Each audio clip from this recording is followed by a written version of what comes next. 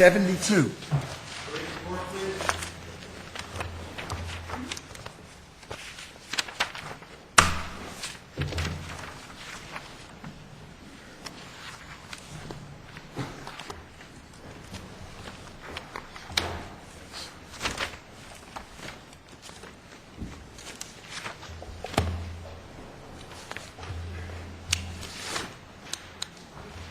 Counsel, would you like any rebuttal time? 3 minutes, Your Honor. Sure. Go ahead. Good afternoon. My name is Lisa Napoli of Appellate Advocates, and we represent the appellant Alex Rivera. Mr. Rivera was deprived of his right to a fair trial. When the trial court here ordered that the jury render its partial verdict and then rejected that verdict, it violated the very clear procedure set out in the partial verdict statute. In doing so, the court interjected itself into the jurors' deliberations, and it skewed the jurors' deliberative process. Was there a possibility of a repugnant verdict or a legally defective verdict at that point? There was no possibility of a legally defective verdict. There's no possibility of legal repugnancy under any permutation of the charges, of a verdict on any of the charges. And most importantly, the partial verdict itself was completely, there was no inconsistency or legal defects to it. Why do you think the judge did what he did? Well, what he said was he believed that it would be factually inconsistent with a verdict down the road, but that's only if you presume that a verdict of guilty on the 3 robbery charges is going to happen. But it was. Even if it did, would there be an inconsistent verdict? There is a way of looking at it. I mean, that's why factually inconsistent verdicts are not illegal. Is that there's a way of. Well, it'll be inconsistent but not repugnant? Yes, that's exactly right. I mean, there's a way of looking at it that possibly it's factually inconsistent, but it's not legally repugnant. The acquittals of So what was he supposed to do at this point? Excuse me? What was he supposed to do? What he should have done was what defense counsel asked him to do, is that he took a partial verdict on those counts, which was the acquittals of unlawful imprisonment in the 2nd degree, acquittal of petty larceny, and conviction on petty larceny. Even before that, the note that he had before him didn't say that we have a partial verdict. That had been a That's much right. That had earlier been 2 note. days earlier. And actually, defense counsel objected to him resurrecting the issue of partial verdict. Well, 2 days earlier, the defense counsel was not in favor of taking a partial verdict. On day 4, when the jury said that they were still deadlocked, but they said the parties talked about it in the court, and defense counsel agreed, let's see where they're at. And defense counsel said that he wanted a partial verdict. What happened? Did defense counsel decide maybe this was the best jury he was going to get on this case? I don't know, but I mean, certainly there was something, after it had gone on for 2 days more, I guess defense counsel figured, at this point it's, it's. What about the distinction that the judge made between taking a verdict and announcing a verdict? It doesn't make sense, not in the partial verdict context. There's no provision for that in the statute itself, and you can see why. This case makes it absolutely clear why the partial verdict statute sets out 3 options, and why the statute says you must proceed as follows. It is either this or that. But once they announce the verdict, That's right. You're taking the verdict. Yes, I mean, you're taking a partial verdict. It's different with a final verdict. That is a different situation. So he could have told them to go back and continue deliberations on those issues that they were still hung on, right, on those counts. Exactly. But not what he told them to do, which was to consider all 11 counts. That's right. And that's what the statute says. It says if you order the jury to render its decision, thinking that they can reach a decision on the unresolved counts, then that piece ends. Could he have rejected the partial verdict and told them to go back and consider all the charges all over again? But then you don't tell them to announce their decision so far. Right. But would that have been an option as well? He could have said, don't tell me, just continue deliberating on all counts. He could have done that. So you're saying he can do it, but he can't peek and see what's in the envelope and then do it. Exactly. That's the point. There's no provision for that in the statute of seeing where the jury is in its deliberative process. Are those the only 2 options, or is there There's anything else you could think of? One is that you don't take it at all. You just have them keep on deliberating. Or you take the partial verdict and send him home, hang the jury on the other That's right. counts. And then if, sorry. If we agree with you, what is the status of the case? Should we agree with you? Where would it stand? Where would this case stand? Well, the partial verdict that was taken is the only verdict in the case, and the case would have to go back for retrial on the counts that were resolved in the final verdict. So you would have an acquittal on the unlawful imprisonment charges, and you'd retry the robbery charges. That's right. That's right. The statute is very clear. And you do not have an argument that the acquittal on the unlawful imprisonment bars the robbery retrial? No, they didn't. The point of taking a partial verdict is you've decided, well, you've resolved some of these counts, and you put that to the side, and you continue deliberating on the rest. I mean, obviously, in this case, we don't know what would have. Suppose you had a case where the verdict would have been repugnant.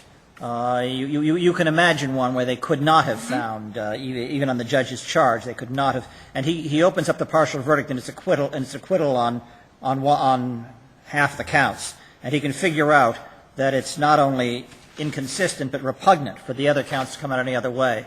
Can he say, that's it, good night, it's an acquittal on all the counts? If you have a situation, which is not the situation here, where a partial verdict itself is not repugnant, but it could potentially lead to a where it is conclusive of the other counts, I guess is really what I'm asking. Okay, well, I guess my point is that you could have a partial verdict that it is in and of itself repugnant. We're not talking about that. We're talking about a possible final. I understand, but that's not my question. Okay, I just wanted to make sure. That's purely speculative. You cannot have a court, and that is still peeking in the envelope. Well, could he have dismissed the other counts in response to Judge Smith's question?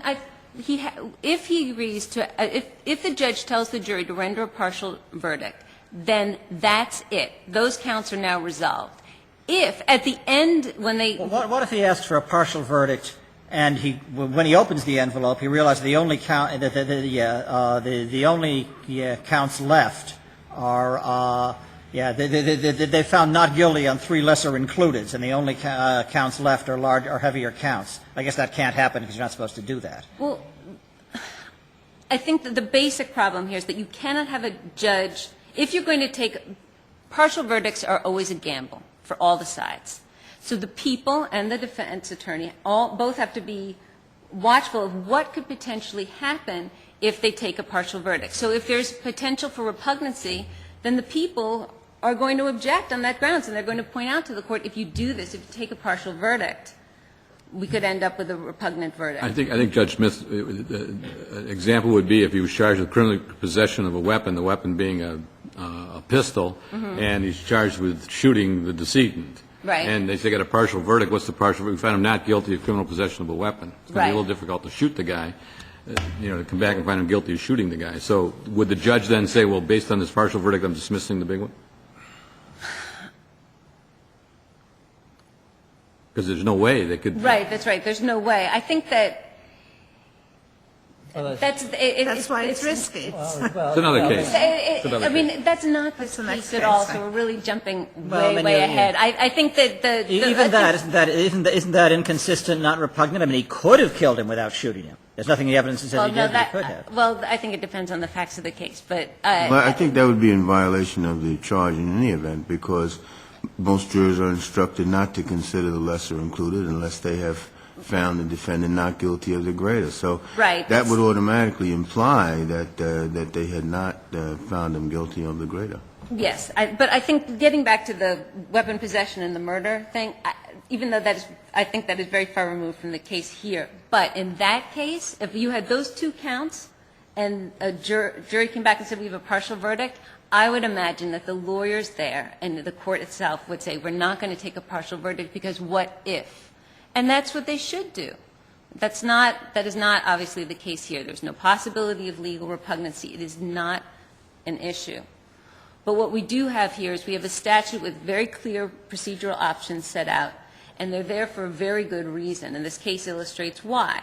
When you peek inside and see what the jury's doing, when you take their pulse, it opens up the the very real danger that the court will interject itself into the deliberative process, and that is what happened Is there an here. indication that maybe that's what happened here, that the judge was just appalled at the idea of acquitting these guys on anything? I don't think it matters if the judge was appalled by the idea. That's in fact, let's say he was. It's not his place to be the 13th juror and tell the other jurors it's appalling what you're doing, which is what he did basically. By sending the partial verdict back, it sent a very clear message that this is not right. And then, if that was lost on them, he gave them a grouping charge, which told them, this is your mistake. Well, they asked specifically for that. They asked for guidance, and that made it even more dangerous. They're clearly now, confused. We had a decision on some counts. Do you want us to continue to But the bring horse them was everything? already out of the barn at that point. Yes, and once they indicated they were in trouble and they were having difficulty, the guidance he gave them was critical. And it told them, you made a mistake, this is how you correct it, and they changed their verdict in response on those to that. 3 counts. Yes, on those 3 counts. The one count that they didn't change was the weapon possession count, and it's important to note that that's the one count where it was charged where they had a second-degree count and then a third-degree if they rejected the second-degree count. Okay? Couldn't we just... I'm sorry, Justice Barrett. Just in terms of remedy here, couldn't we just dismiss those 3 counts and uphold the conviction on the other counts? Dismiss The 3 counts, the false imprisonment counts. And no, because the deliberative process, it was completely tainted by, in fact, Mr. Rivera will never be able to be put back in the place he was. That jury had a deliberative process going, and they were sidetracked from it by what the judge did and by what he told them. Okay, so he needs a new trial on those counts. Thank you. Counsel? Good morning, Your Honors. I'm Diane Eisner for the respondent.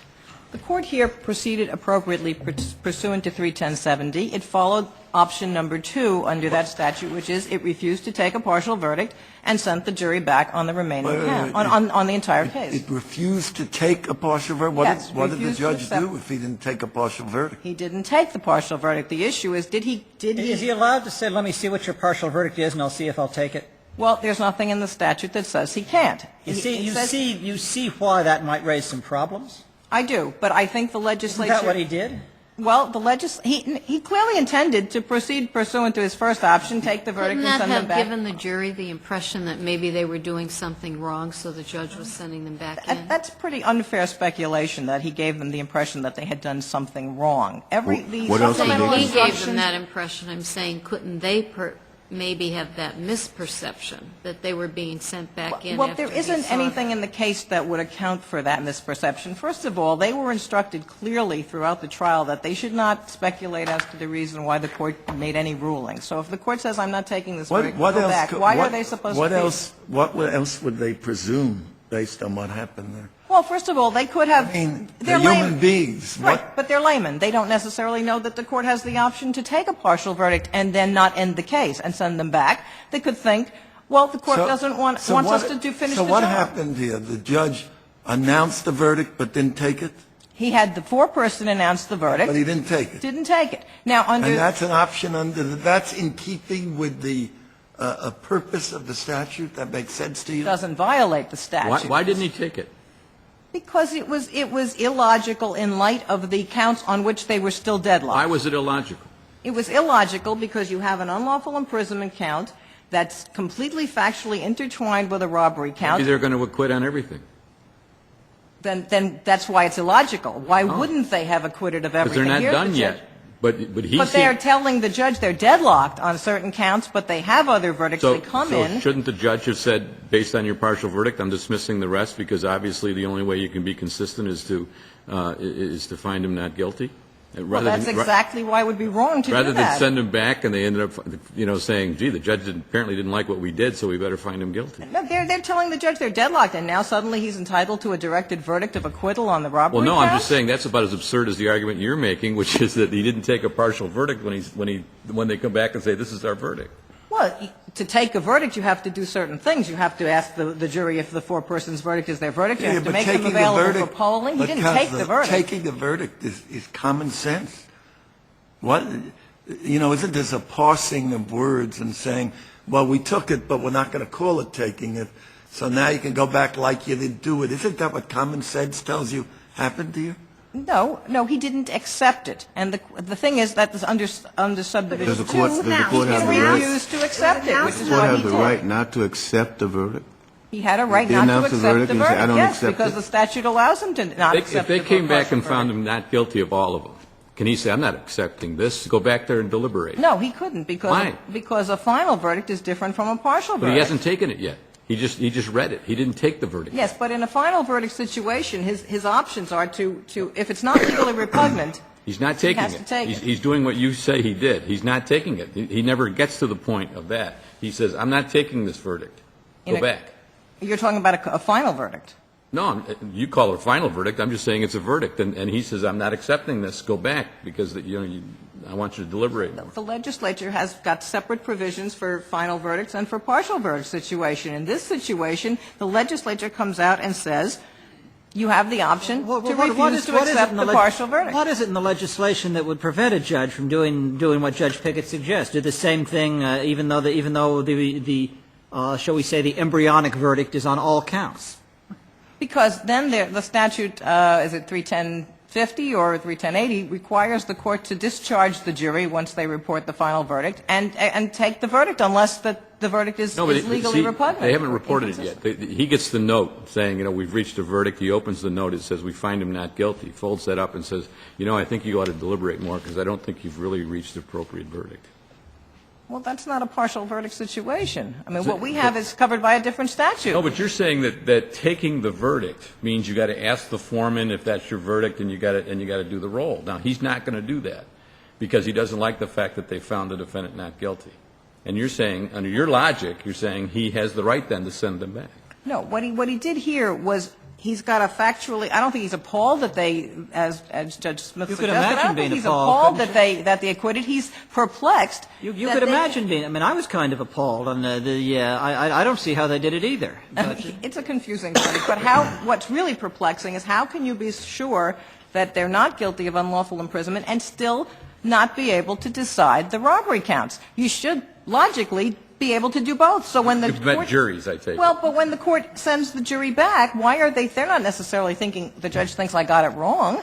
They're thinking the judge is wondering why I can't finish the job that I'm supposed to do, so if I'm able But then to when they decide. specifically asked him, well, what do we do with the counts that we've already given you a verdict on, the judge compounded his error by saying, well, you can go back and consider all of them. That would have been an opportunity for the judge to correct his error at that point and say, well, those, we have a verdict on those, only deliberate on the others. He didn't do that either. The judge He was didn't worried. take that opportunity. The judge was worried about having an inconsistent verdict come in if he did that. That's why he didn't take the partial verdict. He gave them a very neutral supplemental instruction, which, by the way, there was no objection to that instruction itself. There was an objection to sending the case Given back. the partial verdict, wasn't it more likely that they might have acquitted on everything? If he had taken the partial? Well, that makes sense that they would have done that as well with the supplemental instruction. And they were free to do that. In fact, the judge basically said the unlawful imprisonment counts are part of the same incident as the alleged robbery, and therefore you should consider them together, but you don't have to come to the same verdict But on aren't you- each count. So why wouldn't they think the judge wants us to go back and finish our job? We've acquitted on unlawful imprisonment, or we've indicated that we are intending to acquit on unlawful imprisonment.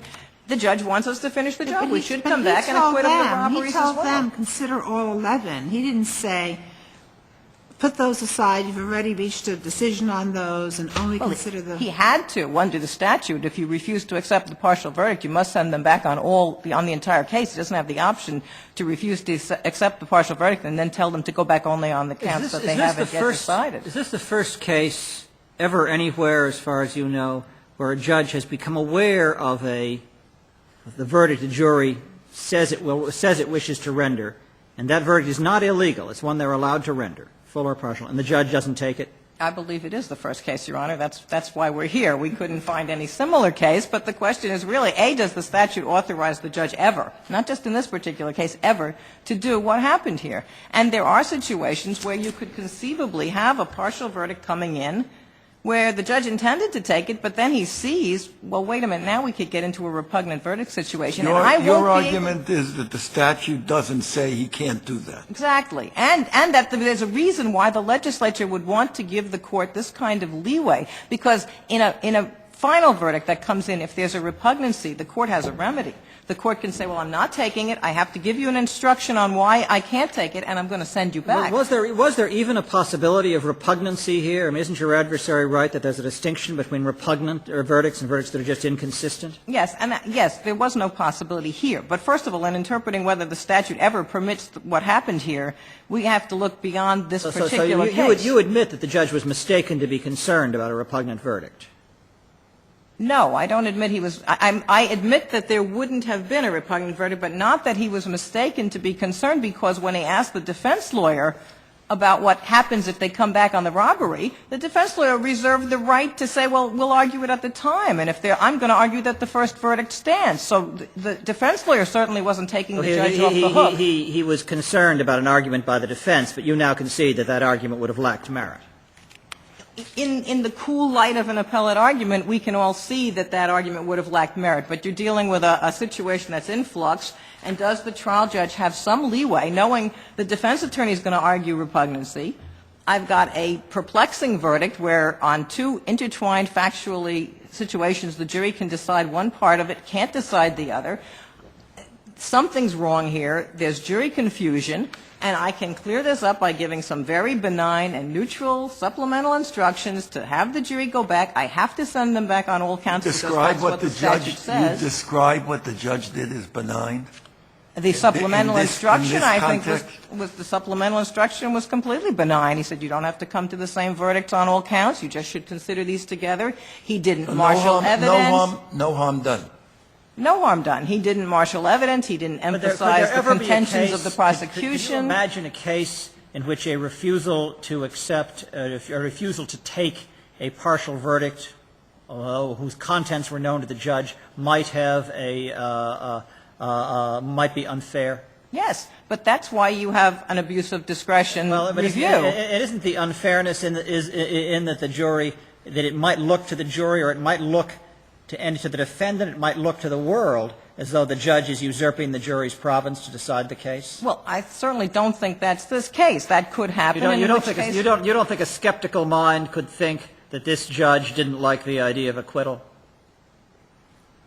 I don't think there's anything in this record that would support that. Now, my adversary cites Utwaitan, which you can't find a case that's more different in the way the case was tried than this case in Utwaitan. In Utwaitan, the court is asking a million questions. It's interjecting itself. And this court didn't do anything like that. Common sense. If you were the juror, you wouldn't think that the judge didn't like the verdict?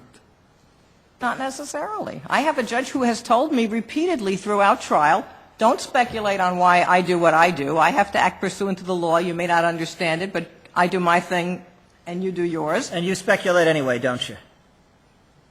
I could speculate that the judge wants me to finish my job, that the judge sends me out and the judge can't understand why, if I'm acquitting of unlawful imprisonment, why can't I finish my job and acquit of robbery? The judge wants me to go back and bring in the acquittal so we don't have a hung jury and we don't have to retry this case. Of the different options that we've been talking about this afternoon, what do you think would be the best practice? What would you have us recommend to the trial bench as the best practice to do when a jury sends a note like this?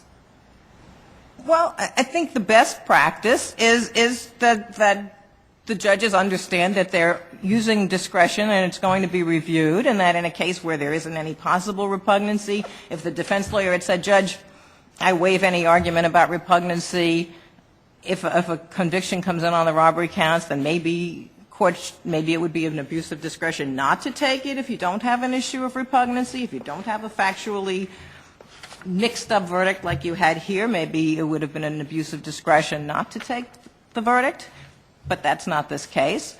I think the issue first is, does the legislature, does the statute absolutely preclude what happened here? And, of course, it's our position that it doesn't, because there's no language in the statute that says if you've heard it, you can't refuse to take it. It doesn't say that in sub 2. It says you can refuse to take it. The statute has certain options. Yes, the option And this is one of the options. Yeah, one of the options is to refuse to take the partial verdict and send the jury back on the entire case, which is what the judge did. To take it and then refuse to take it, really. Well, he didn't take it. He didn't. Well, no, but he took it from all purposes. He took it, but you're saying technically he didn't take it because he didn't go through whatever rigmarole you have to go through. Well, he didn't accept it, but it's more than accepting the verdict, because under the first subdivision, which is he started to proceed under the first subdivision, you've got three things really you have to do. You have to have the jury render the verdict. Obviously, you have to accept it if you're going to send the jury back on the unresolved counts, because if you don't accept it, you have all the counts are in place. So there's three things you have to do to proceed pursuant to the first subdivision. Well, he never took those three steps. It's not like he took all three steps and said, okay, wait a minute, I'm changing my mind. He only took the first step, which is having the jury render the verdict. At that point, he sees all kinds of problems, potential repugnancy, a defense lawyer who's not giving up the fact that he might be able to argue repugnancy. Are we going to wind up having to direct acquittals on the serious robbery counts, which the jury is deadlocked on, just because the jury comes in with a verdict now on the unlawful imprisonment counts? And under those circumstances, he said, I'm not going to go farther along path A. I'm going to stop. And I've decided to follow path B because there's just too much of a can of worms that I'm now going to open up if I take this partial verdict. And there's nothing in the statute that says he couldn't do that. And he exercised, and in this case... Judge Jones is asking you a question. He's already taken it. He's already taken it. Well, it's our position that he did not take it, that to take a verdict. You mean he didn't accept it? He didn't accept it. Yes, he heard it. He didn't accept it. Everybody heard it. Excuse me? Never mind. Okay. Thank you. Thanks, counsel. Counsel, rebuttal. Would it make a difference if the judge learned of the jury's verdict in a note, or maybe a court officer whispered it to him, et cetera, as opposed to having the four-person jury stand up and actually announce the verdict in open court? I think it's different. I'm not sure that it would necessarily lead to a different conclusion, but it is definitely different. I mean, this is just this is what happened in this case was the extreme. It wasn't finding out in a note what the jury's vote was on certain counts. It was having the four-person rise in open court and formally announce the verdict. So what would you have had the judge do? I think it's this is very simple. The court should have followed the statute. And there's a reason why... Your adversary says he followed the statute. He did not. What he did was he mixed and matched parts of the statute, which the statute does not indicate you can do. And there's a very good reason why judges are not allowed to preview a jury's verdict. Jury's deliberations are supposed to be secret. Judges are not supposed to peek inside the envelope, as you said earlier. They are not supposed to do that, and they're not supposed to do it precisely because of what happened here, because they can interject themselves into the deliberative process. Is it the standing up and announcing? Is that really the discussion? I don't think it turns on that, no. That's why I said I think we wouldn't Would necessarily it make a difference if the jury had volunteered the information without being asked? Say, sent in a note saying, a judge, we've convicted on the first three counts. Will you take the verdict or not? Like I said, I don't think that we would – I'm not sure that we would necessarily come to a different conclusion because it would depend on the sequence of events. But in this case, it is more extreme than that because it was ordering them. It was just as the statute says.